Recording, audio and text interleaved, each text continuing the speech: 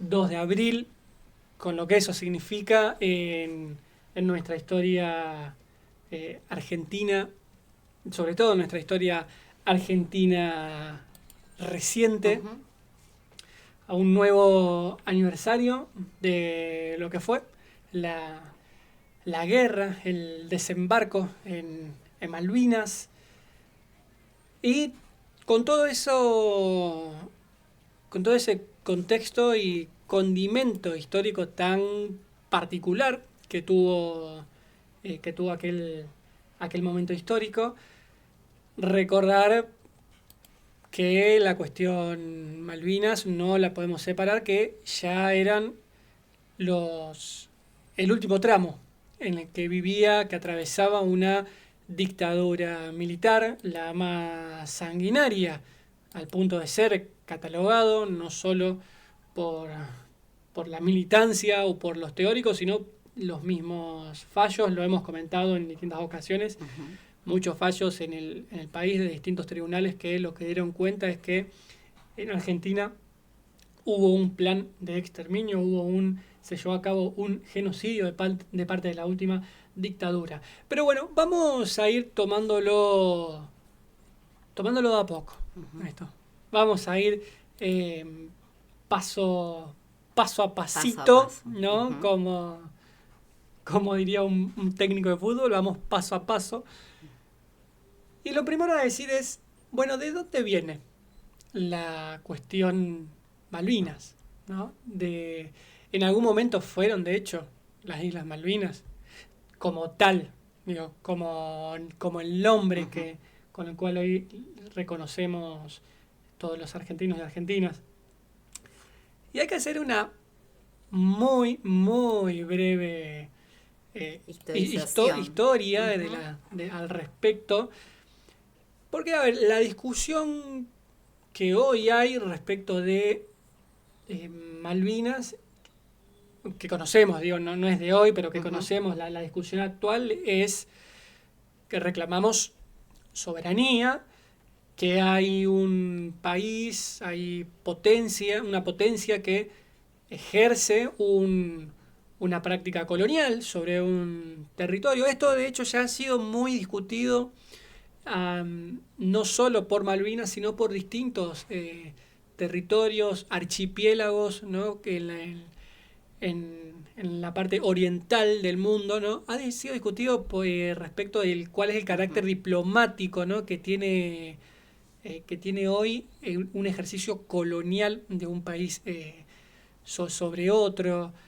Eh, Digo, ha habido discusiones a nivel mundial, ¿no? De lo anacrónico, que es al día de hoy continuar ejerciendo un poder político de esa forma, pero, a ver, que haya mucha discusión y mucha indignación en distintos ámbitos internacionales de la discusión política, no tapa ni es que deshace el ejercicio que se hace. Ujú. Pero bueno, decíamos, em, el reclamo de hoy de soberanía, de seguir de continuar diciendo las Malvinas fueron, son y serán argentinas, nos tenemos que remontar, Noé, al año 1500. 1520, más precisamente. Para ese entonces, para hacer una línea histórica rápida, ¿no? Y venir hasta nuestros días, para ese entonces la expedición de, de Magallanes que se encuentra con este territorio, eh, aterrizada en lo que son las actuales Islas Malvinas, por ese entonces nombradas Islas de San Antonio. Ujú. Bueno, hay fue un hasta lo que es la creación del Canal de Panamá por el 1918-20 aproximadamente, que lo que hace es uno de los pasos intercontinentales, ¿no? Para atravesar el continente americano y ir, es un paso interoceánico, ¿no? De Pacífico Atlántico, Atlántico Pacífico. En ese momento las antiguas islas de San Antonio, eran el único paso por el cual podías atravesar lo que actualmente es el continente americano. Y ese lugar, esos estrechos, eran un lugar de disputa muy, muy grande, porque en la medida en la que distintos países comenzaron a tomar noción y comenzaron a pasar, se encontraban con un territorio muy conveniente para asentarse, para tomarse el descanso de los largos viajes, pero también para saquear y para cazar muchos animales. Ujú. Y era una parte fundamental del comercio.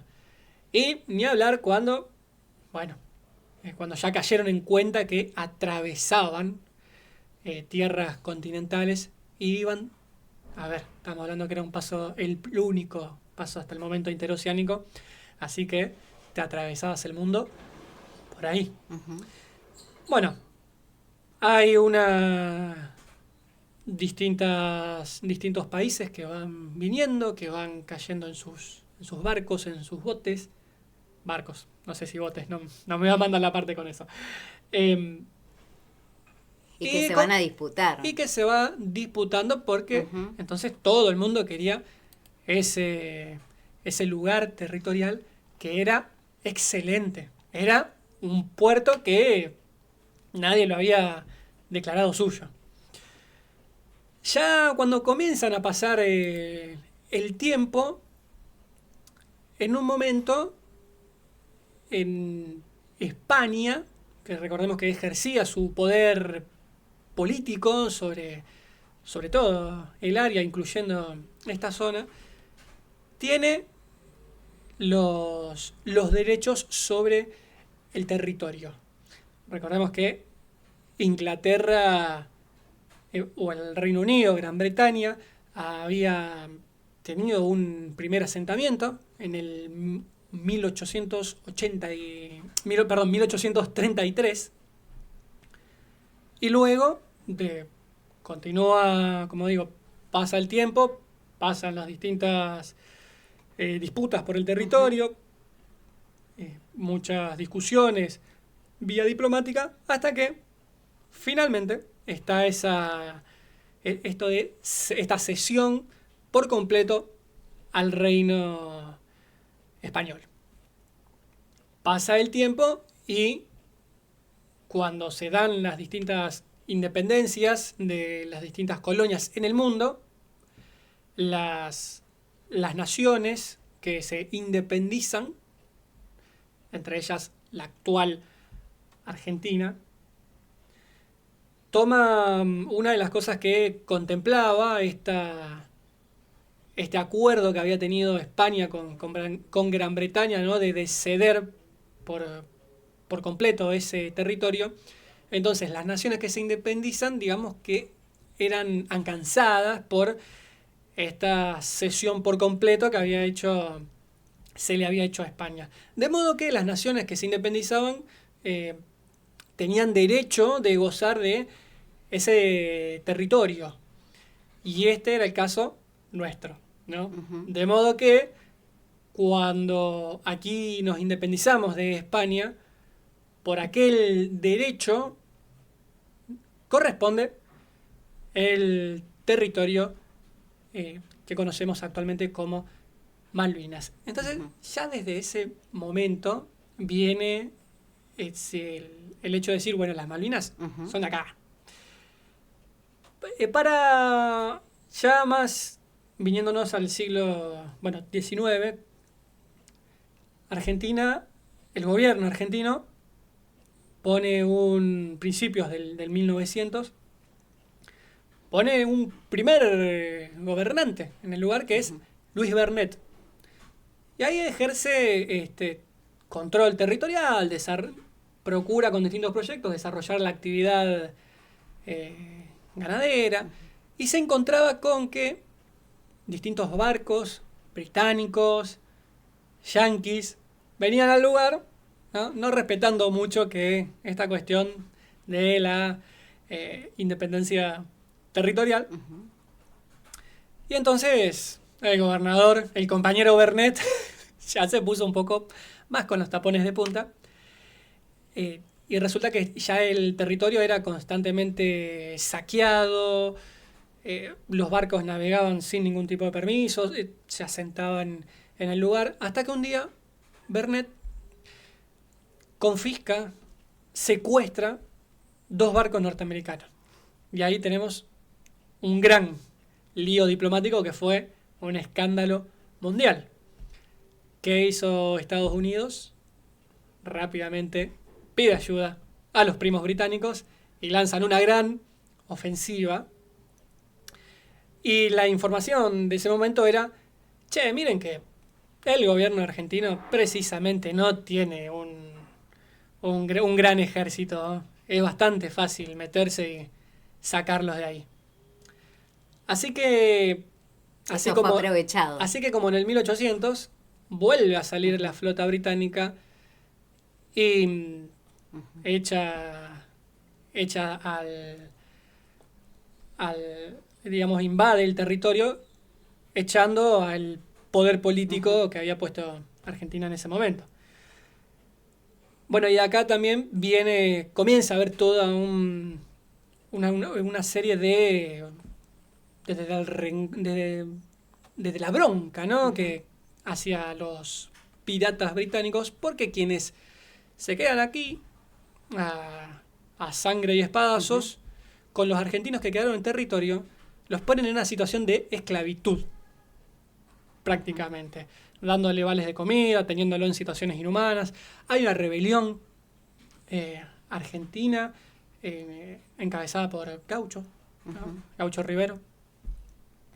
Y en ese momento en el cual, bueno, logran vencer a parte de los británicos que ocupaban el lugar, se da una gesta muy patriótica, heroica, que bajan la bandera británica y vuelven a izarla a la Argentina, hasta que, bueno, Gran Bretaña se reforzó el territorio y ya está, plum. Barremos a todos, bajamos la bandera argentina, vuelve a flamear la bandera británica. Desde ese entonces el territorio estuvo ocupado y y acá voy a pegar un salto dramático a la actualidad, todos los gobiernos, todos de todos los signos políticos reclamaron la soberanía sobre las Islas Malvinas. Exacto. A su forma, en su práctica ideológica, pero todos reclamaron soberanía sobre las Islas Malvinas. Recién en el año 65, bajo la presidencia de Arturo Illia, se logra la firma de una resolución muy importante en la ONU, que lo que hace es obligar a Gran Bretaña, a Inglaterra más específicamente, y a Argentina, a discutir en términos diplomáticos la soberanía respecto de las Islas Malvinas, bueno, dado que nos tenemos que ir hasta el fondo de la historia cuando se le cedía por completo a España y luego está la independización de la independencia de las naciones y los territorios corresponden. Bueno, cuestión, con todos los considerandos históricos, esa resolución dice Argentina e Inglaterra, los gobiernos, sus diplomacias tienen que discutir constantemente sobre la soberanía de las Islas Malvinas. Bueno, adivina quién no lo cumplió a la parte del acuerdo, ¿no? Bueno, decía, doy un salto dramático en la historia, y ahora nos volvemos, ¿no? A ir un poquito para atrás, porque la novedad es que con todo este contexto histórico y con toda esta rápida historia que hicimos, el gobierno de Javier Milei es el primero que no reclama la soberanía sobre las Islas Malvinas. Y no solo eso, sino que es el primer gobierno que dice que reconoce la ilegitimidad de Gran Bretaña y la ilegitimidad e ilegalidad que tuvo la guerra de Malvinas, primero partiendo desde el vamos de una ocupación ilegítima de los británicos. Y lo otro, ahora lo vamos a ir desandando y ya nos adentramos con la info y los videos preparados para el tema, y lo otro con lo que fue la guerra de Malvinas, que vamos a tener que analizar el por qué, las particularidades, por esto que decíamos que había una dictadura genocida que reaviva un poco este conflicto. Pero, decíamos, es el primer gobierno que no solo no reclama la soberanía de las Islas Malvinas, sino que dice que fue un territorio que se perdió en la legitimidad de una guerra. Argumento completamente insólito y ofensivo. Así que, pero bueno, ya con esto un poco nos vamos metiendo en cómo el 2 de abril es una fecha que no podemos soslayar, más sobre todo desde el 2 de abril del 82, cuando se da el desembarco a través de lo que es la Operación Rosario, que bueno, lanza en su momento el operativo desde la Junta Militar, ya en su último tramo, de lo que sería su último tramo. Bueno, y desde ahí entonces, que desde ese fondo de la historia hasta ese 2 de abril de 1982, un poquito cuál fue el caminito que recorre Malvinas. Exacto, es necesario esta historización y bueno, acá hablamos de una ocupación desde el año 1833 con todos estos puntos que fue detallando Lautaro, pero desde el año 1833 que Gran Bretaña ocupaba este territorio y que, como decíamos, la dictadura, al estar en su momento de decaída, de final, ante la crisis económica, política y social que era inocultable, ante eso reavivan esta discusión sobre la soberanía de las islas. Y es allí cuando envían a los soldados a recuperar ese territorio, a recuperar la soberanía sobre las Islas Malvinas. Soldados que no fueron preparados, muchos de ellos jóvenes de 18 y 19 años, sin instrucción, sin ropa, sin abrigos, sin alimentos, con todo lo que, bueno, ya sabemos que ocurrió por aquellos años.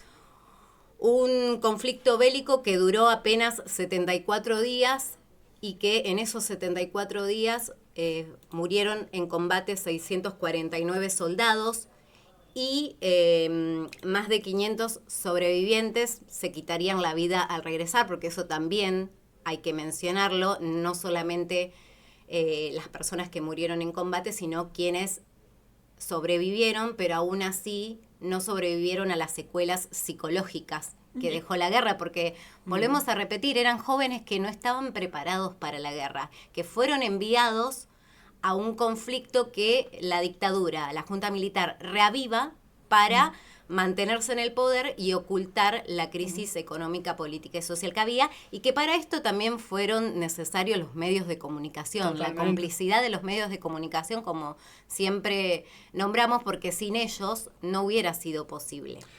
A ver, con esto queremos ser precisos en el nivel histórico y también queremos ser muy respetuosos y no dejar de mandar en el día de hoy a los excombatientes, a sus familias y a todo el pueblo argentino, pero sobre todo a los excombatientes y sus familias, amigos, allegados, un fuerte abrazo, nuestro respeto, nuestro cariño, porque decimos, tenemos material preparado al respecto para esto. Lo primero que queremos decir es que no solo que mandamos este afectuoso saludo, sino hacer un reconocimiento al valor que tuvieron esos jóvenes soldados, los conscriptos, el amor y la dignidad hacia su patria, cosa que no tenía la Junta Militar genocida. Muy recordado es el caso de Astiz, por ejemplo, que aquí cobardemente hizo secuestrar abuelas de Plaza de Mayo, madres de Plaza de Mayo, el caso de las monjas francesas, y cuando fue allá, el cobarde, el genocida, fingió una herida para que apenas cuando pisó el suelo lo tuvieran que dar una asistencia, ¿no? Digo, eso hizo la Junta Militar. ¿Estamos? Entonces, lo primero es mandar un saludo, nuestro respeto al valor y al patriotismo que pusieron esos soldados que, como bien le decías, ¿no?, en esas condiciones fueron allí y lo dieron todo. Dieron su vida. Exacto, y es importantísimo mostrar este valor, pero también contar que la intención de esta guerra, de reavivar este conflicto, era poder seguir manteniéndose en el poder. ¿Y por qué digo esto? Porque seguramente a muchos de los que están escuchando también les habrá ocurrido. Recuerdo en la época de la primaria y la secundaria, cuando se trataba el 2 de abril, se trataba desde el lado del sentimiento patriótico de los soldados que fueron a dar la vida a Malvinas por recuperar el territorio. Que sí, en parte fue así, pero también hay que contar esto. Los soldados no sabían realmente a qué iban y no sabían en las condiciones que iban. Y detrás había una dictadura que se quería mantener en el gobierno, que esto no te lo contaban los colegios. Hoy seguramente será distinto, pero en los años que yo estudié, que hice la primaria, la secundaria, no te lo contaban. Y quiero traer a colación algo que seguramente muchos recordarán. El año pasado hubo un acto, como los distintos actos, homenajes que se realizan. Este particularmente fue en Punta Indio, y hubo una docente allí que habló de esto, que contó esta realidad y que en su discurso refirió precisamente, ella decía que convencieron a la gente de que ir a la guerra era necesario. Y efectivamente fue así, los convencieron y no era necesario. Reavivaron una discusión, volvemos a repetir, y perdón que seamos reiterativos, pero es así, reavivaron esa discusión para poder mantenerse en el poder. ¿Qué pasó en ese momento cuando esta docente dijo eso? Bueno, un grupo de familiares, de veteranos y de padres allí presentes repudió sus palabras, la trató de dar un discurso partidario, cuando en realidad no estamos hablando de un discurso partidario, sino que estamos hablando de la realidad histórica. Es lo que sucedió. Y sí, por supuesto que destacamos el valor de esos soldados, de esos veteranos que fueron y que dejaron su vida, pero también la realidad es que fueron enviados sin motivo, reavivando esta discusión en un momento en el que el gobierno de facto se quería mantener aún a pesar de todas las consecuencias de sus medidas, tenía esa última instancia para ellos, para mantenerse. Una última carta. Exacto, esa última carta para mantenerse en el poder, pero fue esto lo que sucedió.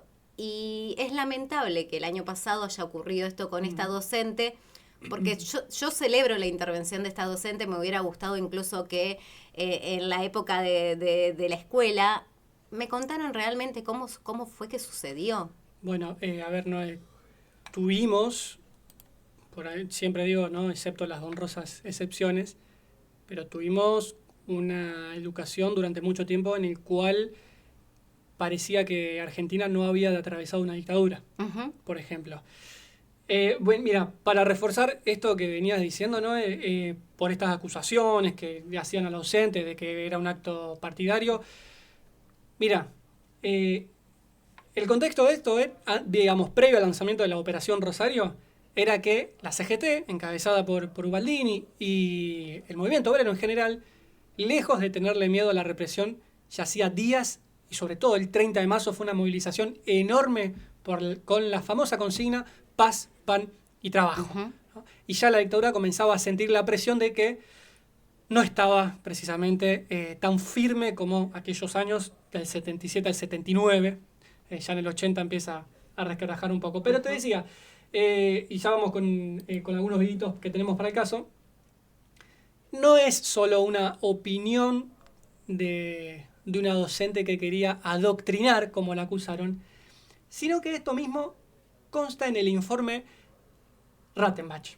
Y ustedes dirán, capaz que a algunos les suena, capaz que a algunos no, pero comentar brevemente, y leo muy rápido algunos pasajes. Imagínense que es un informe de más de 15 volúmenes que tiene casi 900 hojas. Digo, este informe fue creado por un decreto secreto el 2 de diciembre del 82, y era una comisión que tenía como misión asesorar a la Junta Militar respecto de las responsabilidades y eventuales sanciones entre militares y civiles para aclarar respecto del desenvolvimiento en Malvinas, ¿no? Bueno, rápidamente, el informe Rattenbach exhorta responsabilidades sobre la Junta Militar, sobre el presidente de la Nación, sobre el comandante en jefe de la Fuerza Armada, sobre el comandante del conjunto de Malvinas. Rescaté algunos, nomás porque bueno, es larguísimo, de más está decir. Y lo que señala el informe es, por ejemplo, que la Junta Militar tuvo la responsabilidad de conducir a la nación a una guerra con Gran Bretaña sin estar debidamente preparada para un enfrentamiento de estas características y magnitud, teniendo en cuenta el enemigo que tenía enfrente. Al presidente de la nación, bueno, miren esto, le consta la responsabilidad de confundir un objetivo circunstancial de política interna, esto que veníamos diciendo, reavivar un conflicto mientras puertas adentro en el país ejercía una represión ilegal y crímenes de lesa humanidad, de confundir ese objetivo circunstancial, describe el informe, con una legítima reivindicación histórica. Vamos con... bueno, continúan haciendo mucha hincapié en lo que es el hecho de mandar operaciones con poca preparación, con nada de preparación, que llevó a la improvisación de muchos de estos soldados que comentábamos. Yo menciono un último punto. Las Fuerzas Armadas, la Junta Militar, tenía un plan sistemático de genocidio para la población argentina. ¿Qué dice el informe? Cuando tuvieron que ir a poner lo que había que poner con un enemigo como Gran Bretaña, le cabe, por ejemplo, al área del comandante jefe en la Armada, otorgar al enemigo el dominio absoluto del mar sin siquiera disputárselo. Así actuó la Junta Militar en Malvinas. Los genocidas que tuvo este país cuando reavivaron el conflicto, y así actuaron cuando tuvieron que ir al territorio. Y cuando volvieron también, porque también hablemos de cuando volvieron los soldados, fueron obligados a guardar silencio de las situaciones, las torturas, las violaciones a sus derechos que vivieron allí. Estamos un poco cortos de tiempo, pero queremos hablar particularmente de un documental que se va a estar estrenando por estos días, Las Voces del Silencio, así se llama. Es un documental que trata precisamente sobre las torturas a soldados de Malvinas y la búsqueda de justicias. Esta película está dirigida por Gabriela Naso y rescata particularmente la lucha de un grupo de excombatientes para que se juzgue a los militares argentinos que los torturaron durante la guerra de Malvinas, porque mientras acá te hacían ver que esos jóvenes fueron a dar la vida por Malvinas, no te contaban que los torturaban, no te contaban todo lo que atravesaban cada uno de esos pibes y pibas, volvemos a repetir, esos pibes, de 18 y de 19 años que fueron a la guerra sin ningún tipo de instrucción, desproveídos de todas herramientas. Por eso nos parece importante compartir, aunque sea algunos fragmentos de este documental y qué es lo que cuenta su directora, Gabriela Naso. Entonces tenía estas distintas líneas, ¿no? Las experiencias personales, el animarse a denunciar. También hay que pensar que el tiempo subjetivo de las víctimas es particular en cada uno, y si bien hay algunos que denunciaron al comienzo, hay otros que lo hicieron cuando había políticas de memoria y verdad justicia, hay otros que lo hacen hoy, porque ven que quieren, aunque sea, poder dejar su testimonio. La causa lleva 18 años y todavía no ha habido una elevación a juicio, pero quieren aportar ese testimonio, porque están viendo que así como mueren los victimarios, también mueren las víctimas. Claro. Acá dice algo importantísimo, Gabriela. Quieren aportar el testimonio porque así como mueren los responsables, mueren las víctimas. Esto es lo que desde los organismos de derechos humanos catalogamos como la impunidad biológica, porque mientras los años pasan y no se los juzga, la impunidad gana, mueren, no pueden ser juzgados, y están comprobadas, como decía ahí Gabriela, es muy difícil para quien volvió de la guerra contar, dar cuenta de lo que vivió allí. Es un proceso y por eso hoy están pidiendo que finalmente el juicio, que primero que sean catalogados como crímenes de lesa humanidad, porque así fueron todos los hechos que se vivieron allí en Malvinas, tienen que ser considerados como crímenes de lesa humanidad, pero segundo, que la causa tenga fecha, porque si en el 2007, si no digo mal, es que se empieza a juzgar a los responsables, pero no declararon un montón de personas, pero todavía no avanza. Entonces, esto es importantísimo a la hora de pedir justicia. Bueno, algo que mencionaba Gabriela es que ya van a ir para 20 años que la causa sigue abierta. Uh-huh. Y fíjense, algo que dice que es muy interesante, que muchos pudieron dar su testimonio cuando el clima social era el de un Estado que promovía políticas de memoria, verdad y justicia. Fíjense la importancia que tiene esto, ¿no? Cuando hoy tenemos una vicepresidenta que reivindica a su padre, Victoria Villarroel, que lo reivindica a Villarroel el padre, que lo que hizo fue participar de la represión interna, primero en el operativo Independencia. Imagínense que a quienes reprimían y torturaban y secuestraban y desaparecían acá, un día los subieron a todos juntos y fueron a Malvinas. Uh-huh. Y mientras los Astiz, los Menéndez se escondían, ¿no? Ya habían dejado de torturar a los civiles, se escondían y los mandaban al frente. Entonces esos soldados son los que saludamos y nuestro mayor respeto porque lo pusieron todo. Uh-huh. Con los genocidas al lado que se escondían, fueron ahí al frente. Vamos con uno más porque en un momento vos, Noé, decías, bueno, ¿cómo actuó los medios de comunicación por esa época? El historiador Felipe Piña hizo un video al respecto de cómo se comportaban los medios acá.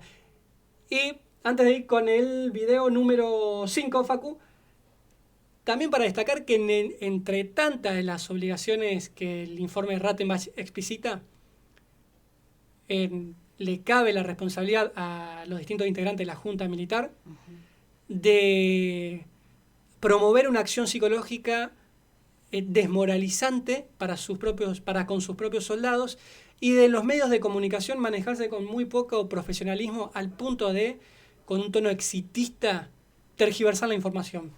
El informe también explicita eso y así un poco está en el video del historiador Felipe Piña. En medio de todo esto, el gobierno militar, que no le importaba en absoluto ni la vida de los soldados, ni la soberanía, ni nada que se le parezca, montó una campaña propagandística impresionante con algunos personajes como Gómez Fuentes, que decía, vamos ganando, la revista Gente, seguimos ganando, etcétera, etcétera. Y una campaña de recolección de alimentos, de dinero, que fue las 24 horas de Malvinas, el Fondo Patriótico por Malvinas, que fueron más de 10 millones de dólares, de los cuales nadie vio nada, salvo algunos vivos que se apropiaron de esa cuestión, ¿no? Se mandaba dinero, comida, etcétera. Y después también una cosa muy conmovedora eran las cartas que mandaban los chicos de las escuelas. Y hubo un episodio muy famoso que nosotros hicimos un especial dentro de un programa muy lindo que hacíamos en Telefe, que se llama Lo que el tiempo nos dejó, que es la famosa carta dentro del chocolate. Un niño argentino de Buenos Aires mandó una carta a un soldado desconocido, dentro de un chocolate. Y alguien en un kiosco, comprando un chocolate, encontró la carta adentro. Fíjate vos el escándalo, ¿no? Lo que hacían con las cosas, las terminaban vendiendo en Buenos Aires. Fue tan escandaloso que la propia revista Gente lo sacó en la tapa después de la derrota, ¿no? El famoso niño del chocolate, que es un ejemplo de lo que se hizo con la buena voluntad y el amor que ponía la gente para cuidar a los soldados. Había cadenas de gente tejiendo, gente donando sangre, bueno, todo lo que significó aquello. Bien, acá da cuenta precisa de la crueldad en todos los extremos en esta guerra. Desde la solidaridad de la gente, porque también hubo un pueblo solidario que quería hacerle llegar abrigo, que quería hacerle llegar comida a los pibes que estaban dando todo allí, y esa comida, sin embargo, no llegó. Quedó, que vaya a saber uno dónde quedó, no fue entregada, pero también da cuenta de esa complicidad mediática y cómo olvidar los titulares de algunas revistas como Gente, vamos ganando. Sí. Que el control lo teníamos. Exacto. Digo, esto también es importantísimo recordarlo. Sin esa complicidad mediática, sin esa complicidad de los grandes medios por aquel momento, no hubiera sido posible. Y en este caso yo siempre recomiendo una obra de teatro que narra muy bien esa complicidad, pero también habla de lo que era la espera y lo que fue la espera de tantas madres, con esa ilusión de que sus hijos vuelvan de la guerra, que es la número 19. Todos los años se hace esta obra, incluso los mismos veteranos la promocionan e invitan a que vayan a ver esta obra, así que si tienen la posibilidad, todavía no he visto que la fecha de este año, pero seguramente va a ser la número 19, es una obra para ver y para reflexionar sobre esta fecha. Pero fundamentalmente hacemos hincapié en esto. Fue una guerra innecesaria y son crímenes de lesa humanidad los que pasó allí. A 43 años de Malvinas, a los milicos genocidas del proceso, nunca más. Y a nuestros pibes, jamás los olvidaremos.